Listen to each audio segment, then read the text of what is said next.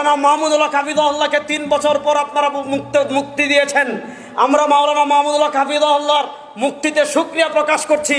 কিন্তু ভালো করে মনে রাখবেন, মাওলানা মাহমুদুল্লাহ হাফিজাহুল্লাহকে মুক্তি দেওয়ার অর্থ এই নয় যে আপনারা মধুখালীর আমার ভাইদের শাহাদাতের ঘটনা আমাদেরকে ভুলিয়ে দিবেন। আমরা শাহাদাতের দাবি, আমাদের ভাইদের রক্তের দাবি আদায়ের জন্য আমাদের নেতৃবৃন্দ যদি আমাদেরকে নির্দেশনা দেন, আমাদের নেতৃবৃন্দের আনুগত্য চূড়ান্তভাবে প্রকাশ করে আমার ভাইয়ের রক্তের বদলা নেওয়ার জন্য আমরা প্রস্তুত আছি না ইনশাআল্লাহ।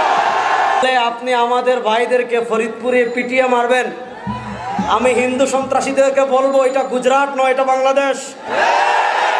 আমি হিন্দুদেরকে বলবো এটা দিল্লি নয়, এটা বাংলাদেশ। আমি বলবো এটা ইন্ডিয়া নয়, এটা শাহজালালের পুণ্যভূমি বাংলাদেশ। এখানে আপনি আমার ভাইকে পিটিয়ে মারবেন আর পূজার নামে দেশীয় অস্ত্র আমাদেরকে দেখাবেন। যদি আমাদের সাথে আপনারা খেলতে চান